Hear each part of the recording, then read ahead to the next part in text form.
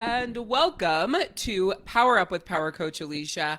I'm Power Coach Alishia, your source of fun, funny, exciting, entertaining, and educational coaching with a twist of tough mama bear, no fluff, no hand holding, no bullshit love. I specialize in helping you stop being everything for everyone, get out of your own way, and find yourself again. Now, today's topic, now I got to go over there to see what today's topic is, but today's topic is how to stop diminishing your self-worth and create a strong connection with yourself. All right. So that's what we're talking about today. How to stop diminishing yourself and creating a strong connection with you. So as you were getting on here, let's do a temperature check on a scale of 1 to 10. 1 being you're doing horrible, like giving up, everything sucks. 10, hell yes, I'm awesome, I feel amazing. Where are you on that scale? I'm going to go ahead and get the watch party started, and then we are going to get today's training show on the road. If you are on my text messaging list, I don't know what my login is right now, so I wasn't able to get logged in and send the message, so that's why you didn't get a text. I apologize, but we are not going to keep messing around with that because then that would just make me later. So I'm going to pull that up. Oh, Daniel just left. Now I've got to invite everyone to my watch party.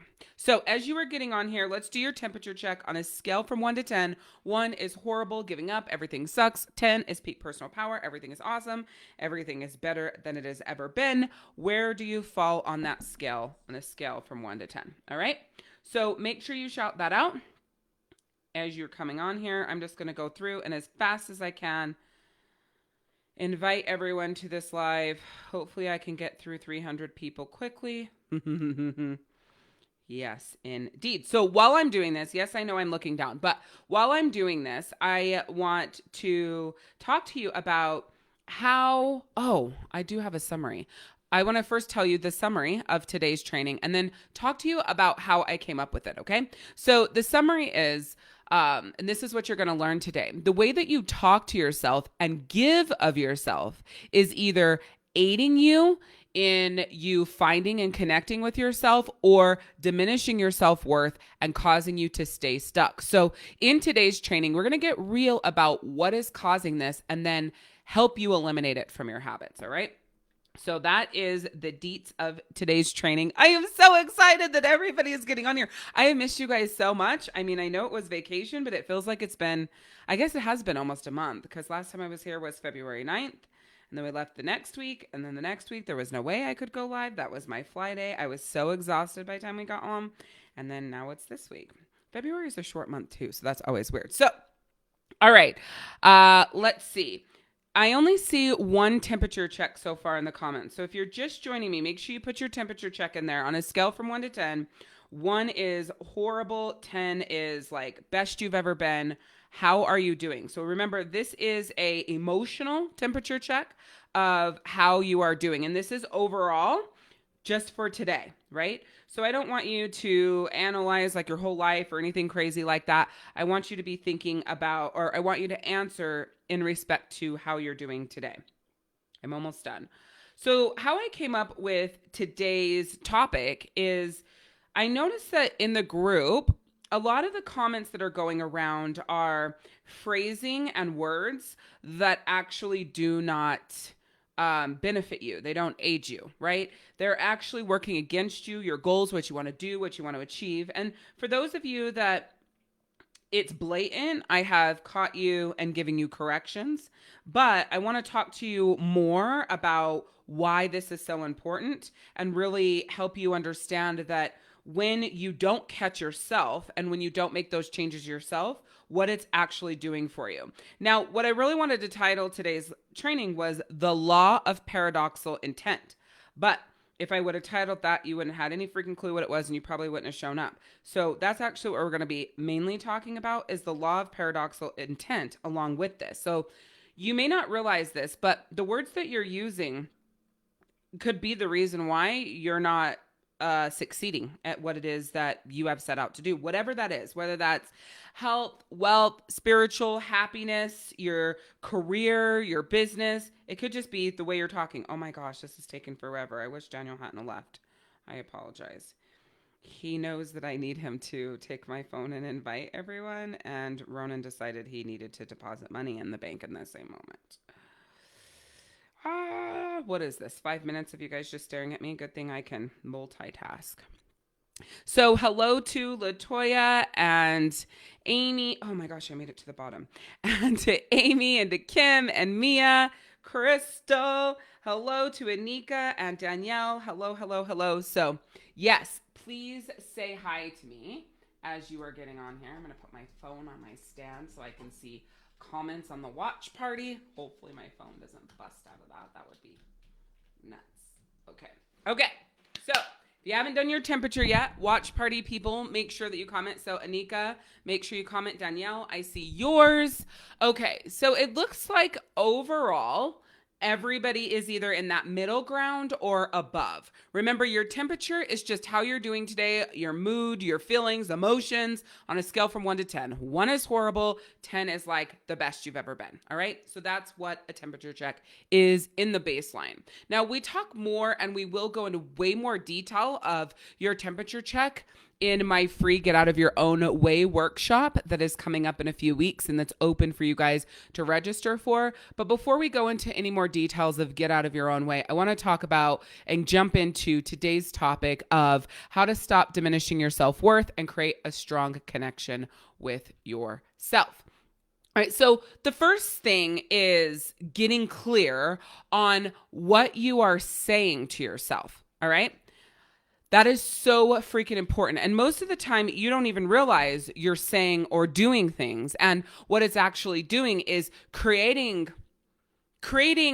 like basically, if we can put this into a little better vision perspective, is it's putting these like, let's say, success soldiers, whether that's, success in life, success at work, success in general ahead of you. And based on how you're talking, these success soldiers are either helping you get to those goals or they are stopping you from getting to those goals, whatever those goals are in any area of your life. And baseline of it is the law of paradox. I don't know if it's paradoxical or paradoxal, one or the other, but paradoxical intent. And basically what it says is the words, the actions, and the thoughts that you have now are coming back to you in that direct fashion to your future self. So you're creating that paradox of yourself. It's automatically set up to happen, right? Now, that's different than the law of attraction because the law of attraction says like attracts like. So what you think about, you speak about, you bring about. It's hard to explain. I wish I had my book in here and I went and put it away again, but it's hard to explain. There's a slight difference between the paradoxical intent and the law of attraction, because with the law of attraction, you're attracting it to you, right? Because you're on that frequency. Paradoxical intent is like you're creating it based on those things that you are actually doing, actually saying. So a great example of this is every time I do my question post for the day and Kim Lindley responds to it, she always responds in present tense. All right. And so I'm going to give you an example of law of attraction and paradoxical intent so you guys can see what I really mean by the difference. She always responds in present tense. Where are you currently stuck in your life right now? Wait. So all that does is make sure that no matter what Kim does, she's never going to reach her goal because she's saying that she's currently stuck. But then in the next breath, she says, oh, I'm so proud of myself. I lost 8 pounds. So they're combating each other. And what ends up happening is she won't get to her goal ever. Now, there will be success, like she's had some success, but she will go backwards, right? There is another thing that she wrote that was opposite of what she actually meant. So it was joy something. Joy cleanse, joy purge. That's what it was. Her phrasing was joy purge. I'm going to continue my joy purge. When you hear that, you think that her goal, her intention, what she's doing is purging her joy, right? That's what you hear when you hear her say, I'm going to continue my joy purge. You're like, why the fuck would you want to continue purging your joy? But that's not what she meant. She meant purging things in her life that doesn't bring her joy. Well, the law of paradoxical intent says, well, if that's what you want is to purge all of your joy, that's what's going to happen. It's already done. It's already said. And that is what will be, right? The law of attraction is like, it is coming to you because you are making it so. Paradoxical intent is your intent is to be stuck. Your intent is to purge joy. So you will have that, period. Right? And so you have to be mindful of these things that you're saying, these phrases that you're using. All right. Now, those are ones that are great examples because they're not things that you think that you even need to worry about, you even need to think about, right? But by hearing me say that, you realize like, holy shit, like I need to think about that. Now, there are other words, and I usually go really deep into this in my free workshop and then into my Fight for Yourself program. And that is the other like different types of words that you say to yourself and other people, like try, can't, but, fine, right? All of those different types of words and what they're really doing to your life. Like you literally have no idea what the effect of the way you're speaking has on your life. And I think what's great about how I teach you and what I bring forward is that the way I'm teaching you really helps make so much more sense than if you've heard it before, right? So let's get into understanding how it's affecting you. So first and foremost, it's making you stuck. So maybe you weren't stuck, but then all of a sudden you become stuck and you're like, wait, what happened, right? I wasn't feeling this way. I wasn't having issues. I wasn't fill in the blank, but now I am, right? And so you start feeling stuck. Then the next way that it affects you is it keeps you stuck. No matter what you do, you can't shift out of it. You can't move through it. You're not, making that progress. And then you're like, what the fuck? Why am I stuck here? I'm doing everything I was told to do in the way that I was told to do it. And I'm still stuck here. Nothing works, right? And the next way that it's affecting you is stopping you from getting where you want to go. So you're not necessarily stuck, but you're not where you want to be, right? So you're in this like limbo stage. So the things that you're saying to yourself, the phrases, the words, it's also your thoughts as well. And, even what you're journaling, or saying out loud, right? So what you're thinking, speaking, or saying, they are literally diminishing your self-worth. And for the most part, it's not something that you realize, right? So I'll use Kim as an example again. A lot lately, Kim, you've been saying like how great you're doing and, how amazing your life is and how much things have changed. And that's a beautiful thing. In the same breath, though, as I'm watching you from my perspective, there's so many things that I see for you that would make your transformation so much more powerful, feel so much better, higher levels of peak personal power if you just had the tools and the systems and the support for you along the way. I can tell in your journey that a lot of your journey is you figuring it out along the way. And I always think that there's a place, right, to figure out along the way. But I also think that you could get there a hell of a lot faster by not forcing yourself on the track of figuring it out on your own, so to speak, and really just jump into that acceleration mode with tools and processes that are already put in place. And I say for you, that first step would be joining my free workshop, Get Out of Your Own Way, right? Because in your head, you're not in your way because you've already started taking action to be out. But when I'm watching you, you're saying and doing things that are keeping you in your way, but you don't realize it. And you really won't realize it until you're here for longer than you want to be. And you don't know why the fuck you can't shift to that next level, right? So I hope that you will join that workshop, Kim, because I think it's going to be great for you.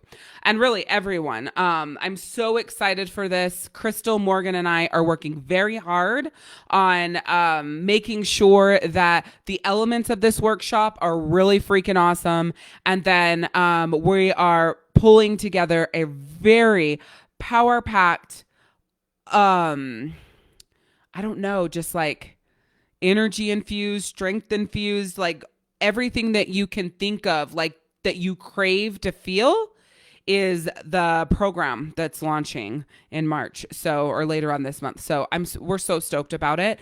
Probably why Crystal is an 8. Like, there's so many exciting things going on. Not only that, but just saying that that's a big part of why we're so happy, is because there's some really great things going on. So the Get Out of Your Own Way workshop, before I go into the 3 steps that you can take in order to stop diminishing your self-worth and create that powerful connection with yourself, I want to talk to you a little bit about this Get Out of Your Own Way workshop. So the link is in the description of this video. It doesn't matter if you're watching the watch party or if you are watching the main video, or even if you're watching, it on replay. The description is there, and I'm getting ready to put it in the comments as well. But the Get Out of Your Own Way workshop will... during this workshop, you will free yourself from your superwoman expectations that you put on yourself, which, as women, most of you do that, right? I'm sure now that I've said that, you're going to notice yourself having these expectations of yourself and pushing yourself to these really unrealistic standards now that I've said that. And I'm going to show you how to free yourself of those expectations while still, like, reaching your goals and showing up where you want to be, right? So also, you will take simple steps to clear your mind and free yourself of doing the things that you feel like you have to do, and start doing what feels good to you. Her name's Suzanne Evans. She always says, if it's not a hell yes, it's a hell no.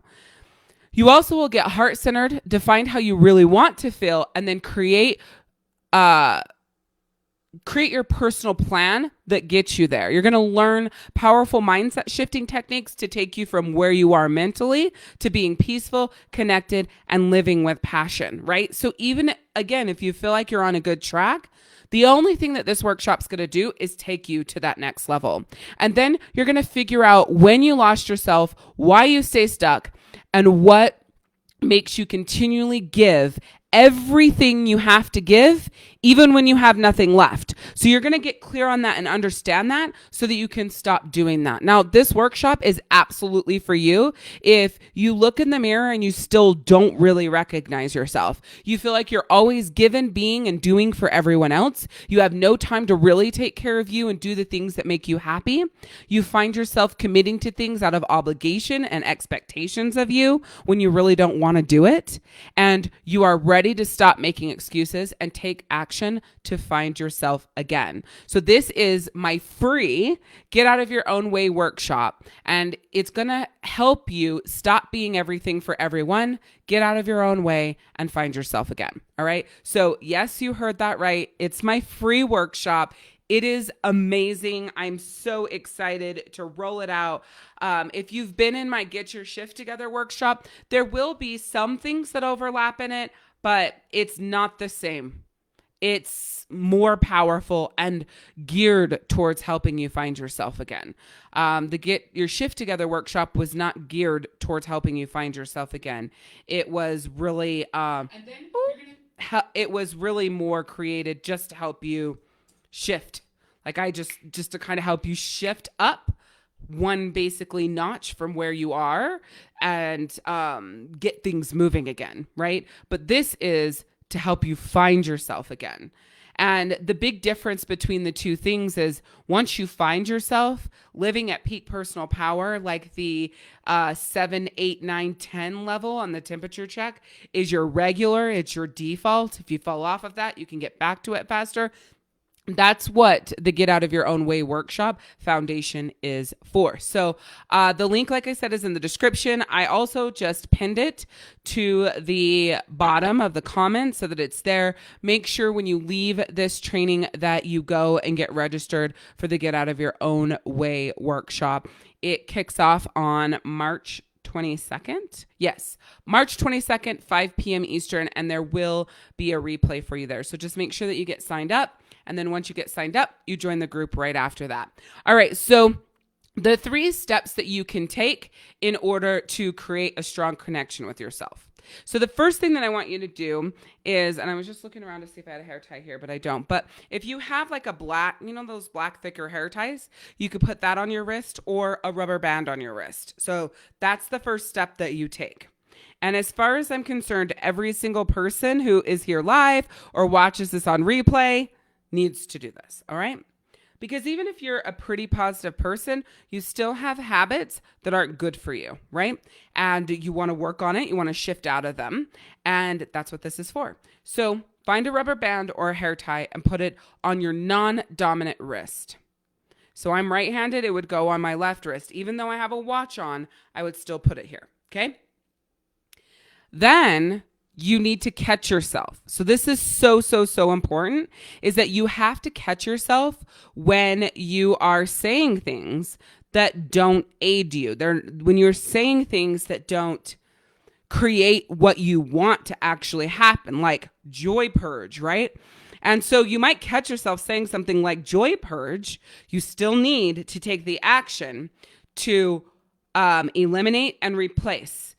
Okay, so even though you catch yourself, that's only step 2. So rubber band or the black hair tie is step 1. Step 2 is catch yourself.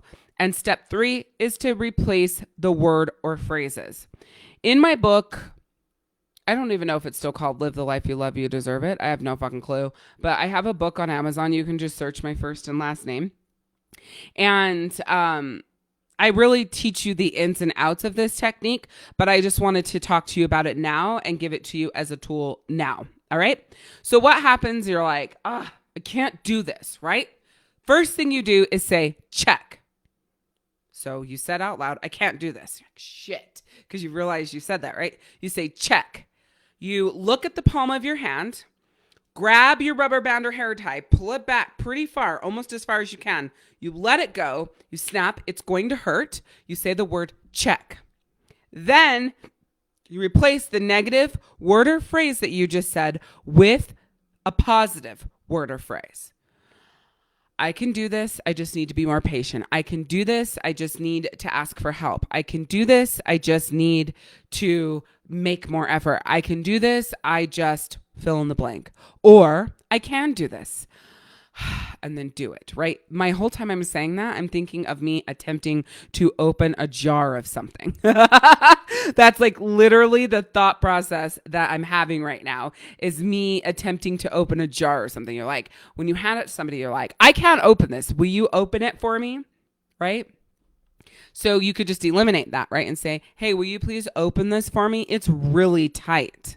It's sealed down like nobody's business. Oh my gosh, I've never seen it sealed so tight before. Will you please open this, right? You don't have to say that you can't. You don't have to say that you're incapable first. It's just the habits, right? It's a bad habit that you have and something that you're doing. So we have to replace that. So again, rubber band or black hair tie on your non-dominant wrist. For me, that's my left wrist. When you say a word or phrase that's negative and doesn't assist you or aid you towards your goal, you say check, then pull it back, let it go. You'll mostly say ow, more than likely say ow, and then you replace it with something positive. What that does is it links your neurological pathways, literally it does. It actually links pain to being negative. So you will switch out of saying can't like nobody's business. Like it'll be fast. Within 24 hours, it usually doesn't even take that long. Within 24 hours, it will no longer be part of your vocabulary because your brain will say, every time I say can't, I get hurt. I'm not doing that anymore, right? It's like a hot stove. When you burn yourself, you don't do it anymore because your brain linked pain to burning yourself, right? So it just doesn't do it. And so when you do this with words and phrases that you say all the time that are not good for you, they're not helping you, they're not aiding you, it will shift and you will learn to be positive. And before it even comes out of your mouth, you'll already correct it. And then before long, you'll just say it like that. So you'll get ready. So the first step is you blurt it out and you're like, shit, right? You realize you do it. And then you say, check. You snap yourself. Well, you can snap yourself and say check at the same time. Replace it with something positive, right? So that's phase 1. Phase 2 is you're getting ready to say something negative and you don't want to snap yourself with a rubber band or hair tie, so you replace it with something positive. And phase 3 is you don't even say it at all. You don't get ready to or anything. It's just natural and you stop using your hair tie and rubber band altogether. Then as time goes on, when you feel like yourself is slipping and you're going backwards and those things are coming back, all you have to do is do it again. You can do it for any habit that you think, speak, or say. Well, speaking and saying. Think, speak, or write, right? Is that it? I don't know. No, not feel. Because most people don't pay attention to their feelings. So it wouldn't be feel. You couldn't hear Daniel, but he whispered feel in the background. I'm not crazy. It's not like I have like a ghost here or something or something weird. Okay, so get clear on what you're saying to yourself that's diminishing your self-worth. Then understand how it's affecting you. Is it making you stuck? Is it keeping you stuck? Or is it just stopping you from getting to where you want to go? The 3 steps to take is to grab a rubber band, put it on your non-dominant wrist. Then when you say or think something negative, you snap yourself, you say check, and then you replace it with something positive. It is simple, yet highly, highly, highly powerful. And it's really something that I teach as a tool inside of my coaching program. So this is, if you do it, it's going to make a world of difference. But if you just dismiss it and you think, oh, I don't need to do that, I'm fine or whatever, then you're not going to change. This reminds me, as I say that, I'm thinking, I hear in my head that Daniel's a lot like that. When you teach him something, he likes the idea. He thinks it's a good idea, but he always believes that he can do it on his own, that he doesn't need to take that action. He doesn't need to do that thing because he can just do it on his own. And the truth is he never does it on his own. Why? Because you cannot get yourself to do something that you want to do by being you. You have to change, or being you with that habit, I should say. You have to change that habit in order for it to actually change. And you can't just change that habit by saying, I'm going to change that habit. It doesn't work that way. You have to take drastic action that's going to make that change happen. So if you're like Daniel and you don't think, well, or you do think, oh, this is a great idea, but I'm just going to stop saying those things. You won't ever stop saying those things. You won't. Because there's no pain. And if your brain does not link pain to it, you're going to keep doing it. And if your brain does not link pleasure to it, you won't continue to do it. So there's both sides of that, right? If your brain doesn't link pain to something that is bad for you, you will continue to do it. If your brain doesn't, let's say, link pleasure to something, then it won't do it. So the whole thing about this is, and I know I said that opposite before, is that if your brain does link pleasure to it, you will do it. It's the same thing, right? The reason why, in Tessa's example, she's struggling to quit smoking, which her thing is funny, but the reason why she's struggling to quit smoking is because she links pleasure to it.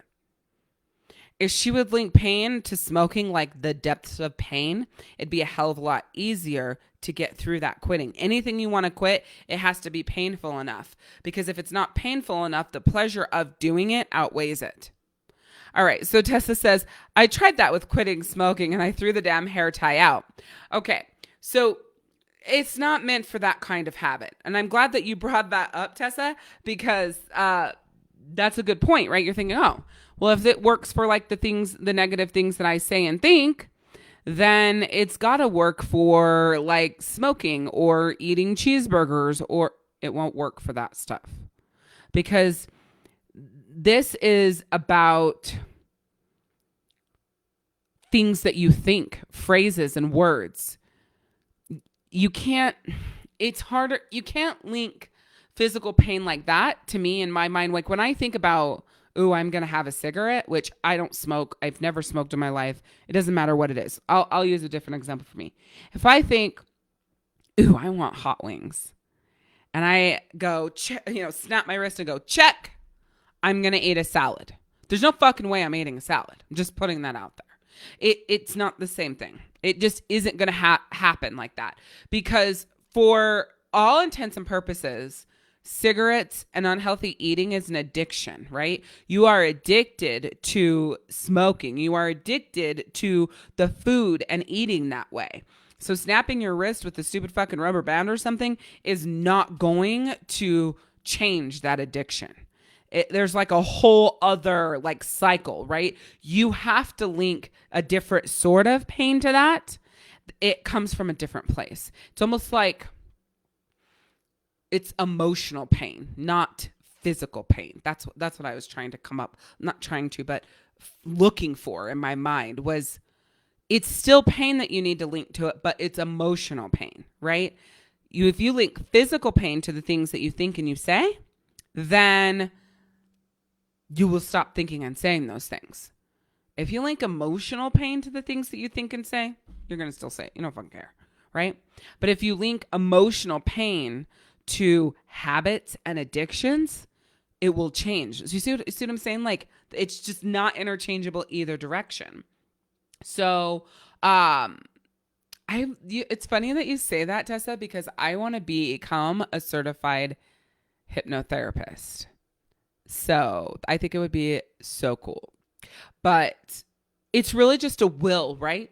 And I think a lot of people don't realize that. Like, if I really, really, really, this is how you know.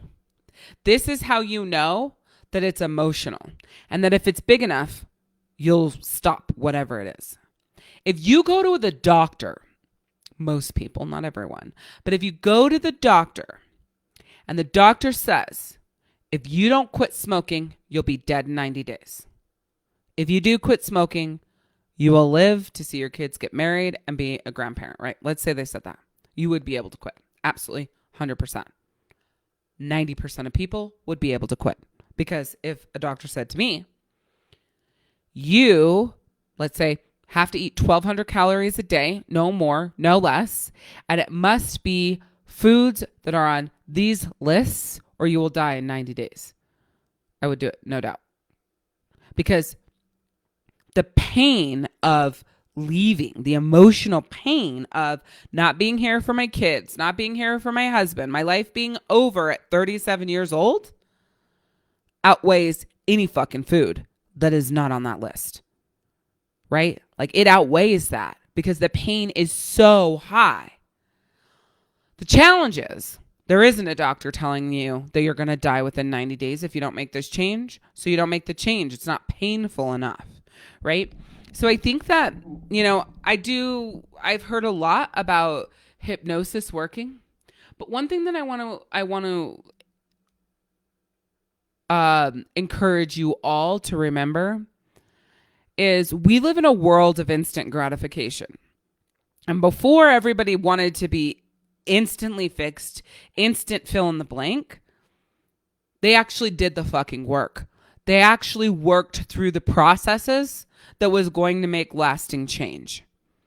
So anything that presents as a quick fix, easiest route, least path of resistance, so simple and easy, the chances of whatever the fuck that is lasting long term is slim to none. I have another example for you, and then we're going to wrap up here.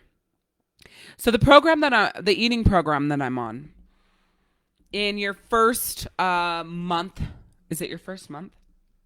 I'd have to go get my book, but I think it's your first month. I don't care how long it is because I said, fuck no, I'm not doing that. In your first month, you eat between 900 and 1,000 calories a day. Instantly, I knew that's why you lose so much weight.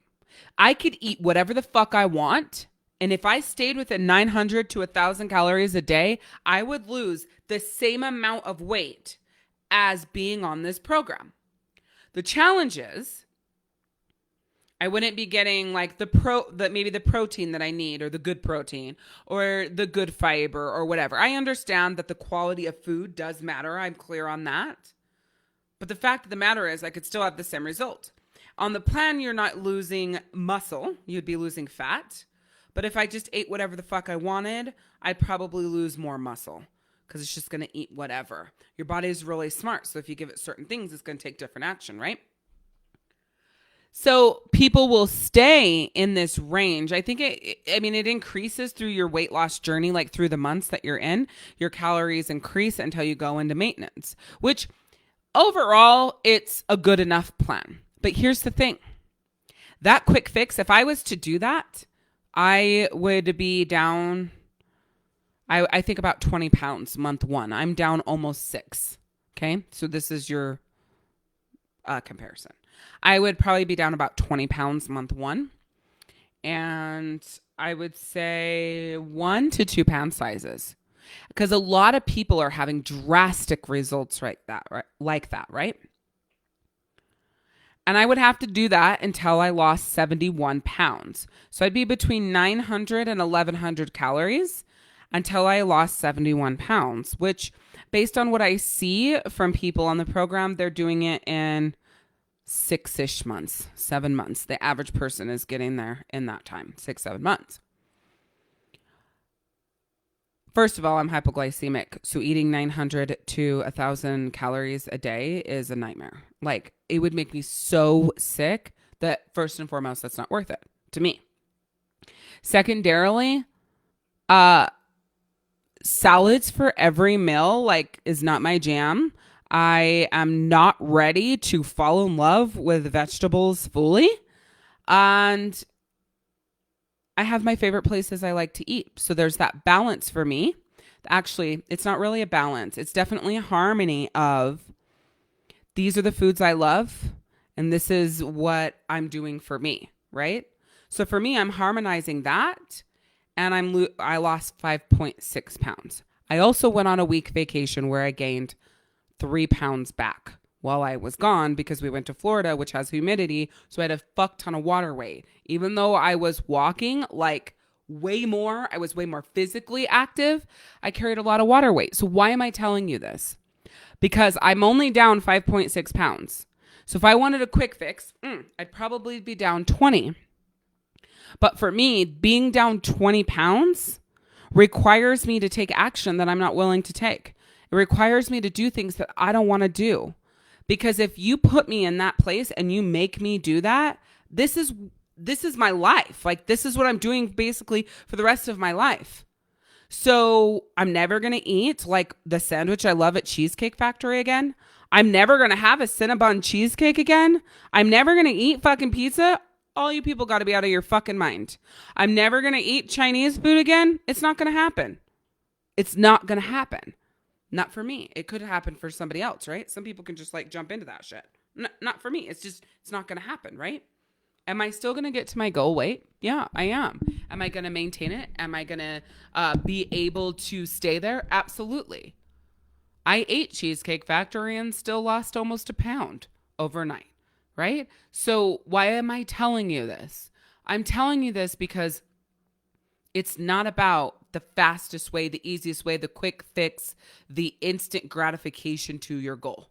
It is about you doing something that you can live with, not something where you're going to end up saying, I'm not doing this. Give me all the fattening food. Give me 17 packs of cigarettes, right? So can you cut out one cigarette a day than what you're having right now? Can you do that for this week?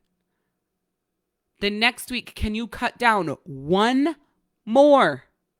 Bet you could. Then you'll hit a threshold where you're like, ooh, when you went down beneath it, it was too much for you. So maybe you need to do a half then. So let's say you're smoking 10 cigarettes a day. Week 1 would be 9. Week 2 would be 8. Week 3 would be 7. So on and so forth, right?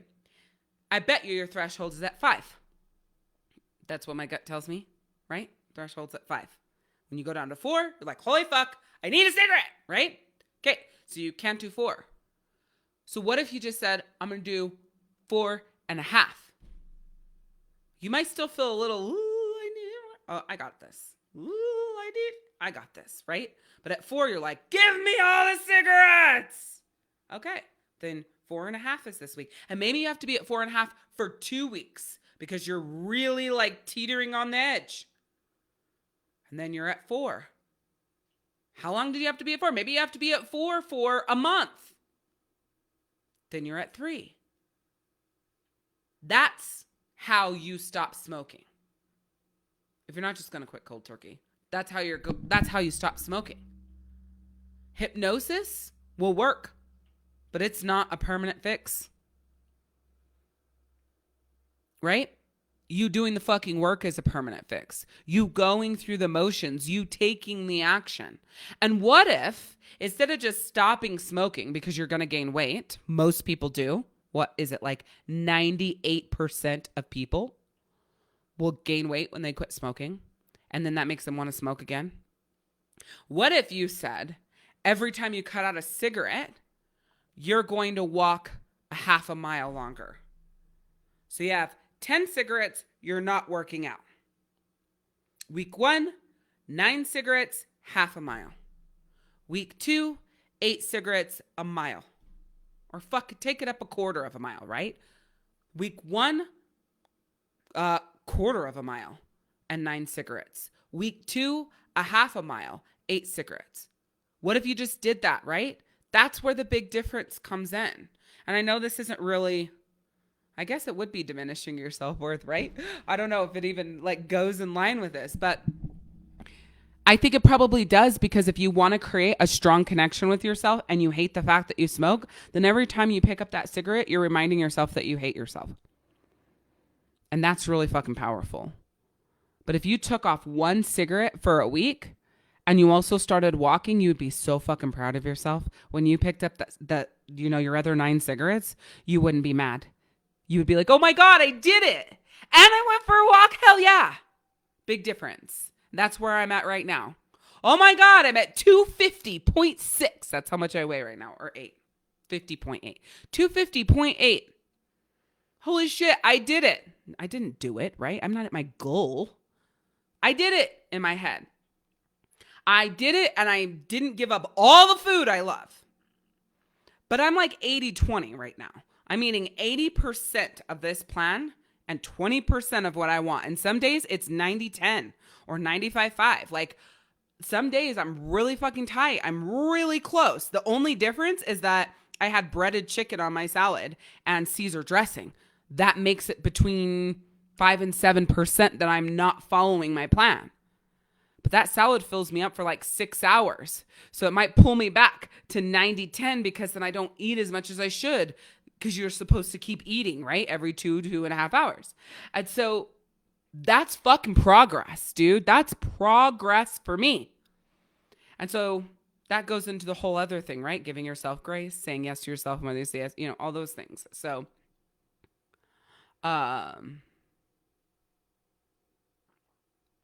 that's interesting. So the example that I used didn't help you. So I think that the other part of that, Tessa, is that you identify something about your identity is attached to those cigarettes. If I was coaching you, I'd be able to figure out what it was. Something about you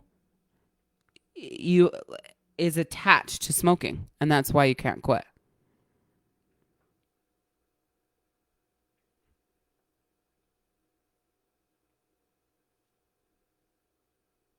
Right off the bat, my gut says it's that you don't think you're strong enough, right? Like emotionally, you're not strong enough. There's some other reason why you're attached to them and why you can't let them go.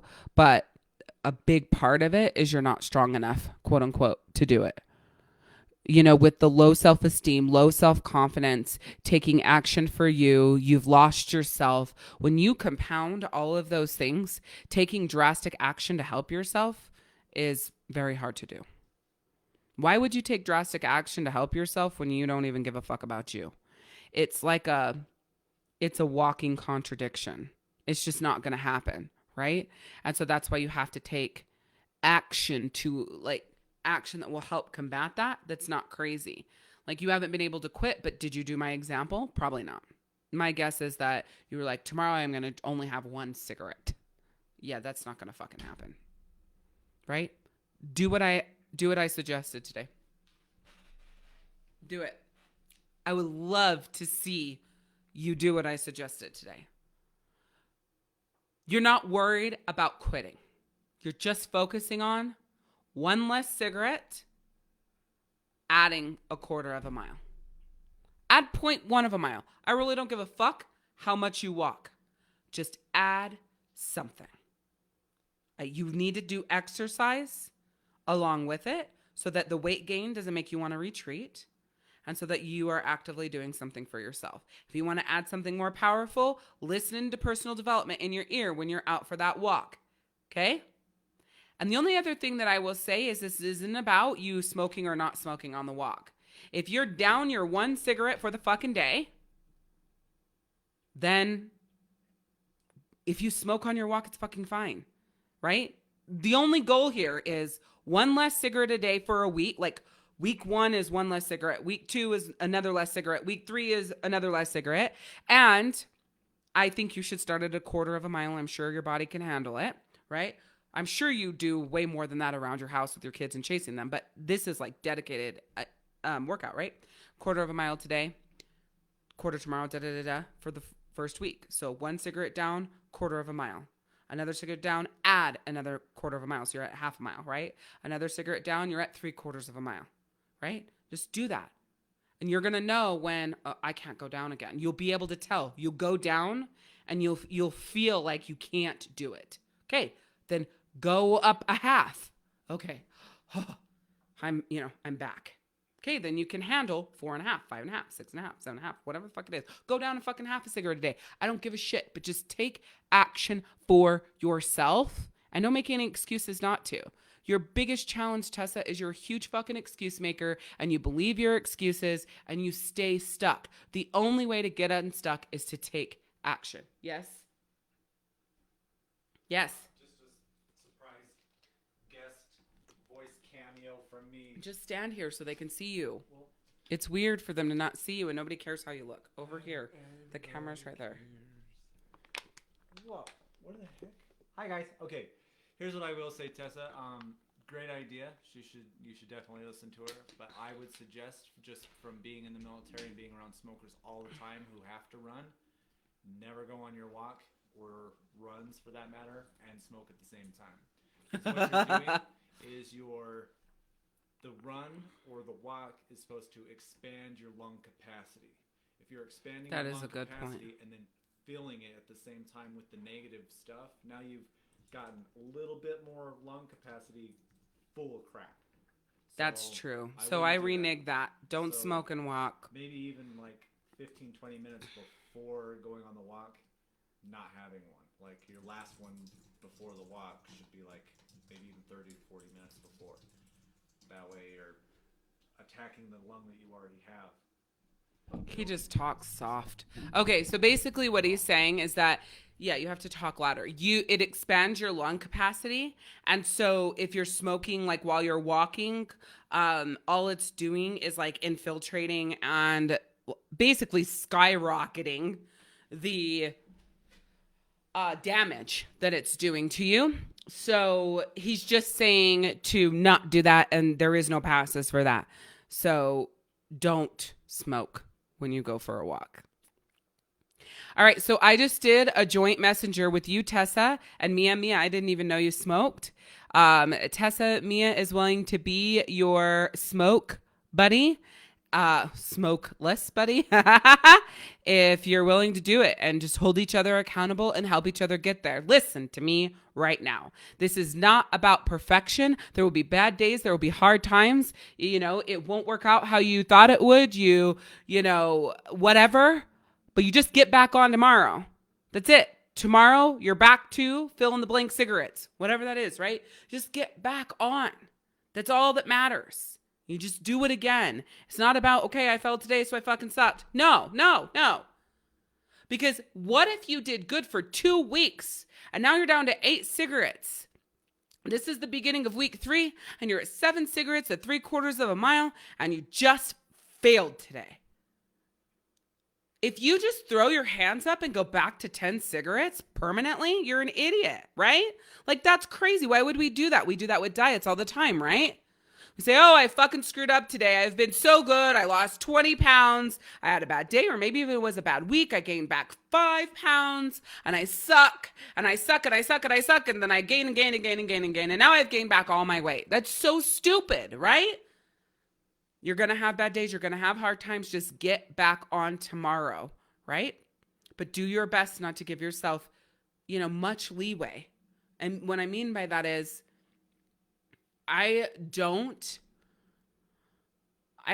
most days of the week, I don't have whatever I want. Actually, no days of the week do I have whatever I want all day.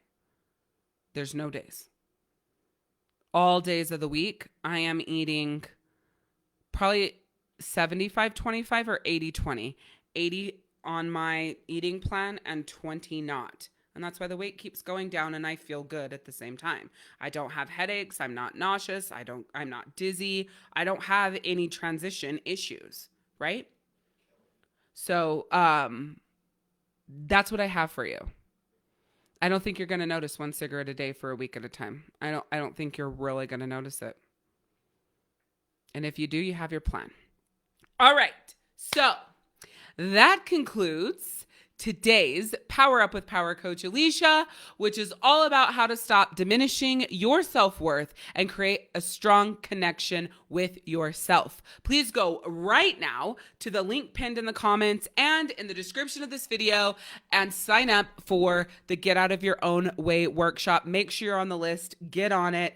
Get the dates in your calendar, join the group, go do it all right now so you know that you're already in. It'll already be in your calendar so you won't have to wonder whether or not you signed up, right? You'll remember because it'll be in your calendar. Be there. It's going to be so awesome. If you know anyone that would benefit from the Get Out of Your Own Way workshop, maybe you have a close friend or a sister or a mom or a cousin or an aunt, and you say, hey, I'm doing this free workshop. I'd love it if you do it with me. Don't send them the link and be like, hey, I'm doing this free workshop, and I think you're all fucked up in the head and you need to do it too, right?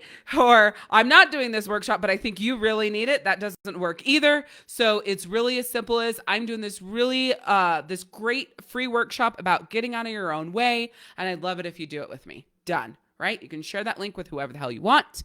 I will be back here next Tuesday at whatever time it is, 6 p.m. Eastern for another Power Up with Power Coach Alishia. As I always say, remember, progress, not perfection. Give yourself some grace and always say yes to yourself more than you say yes to other people. I'm sending you love, light, peace, and positivity. See you next time. Bye.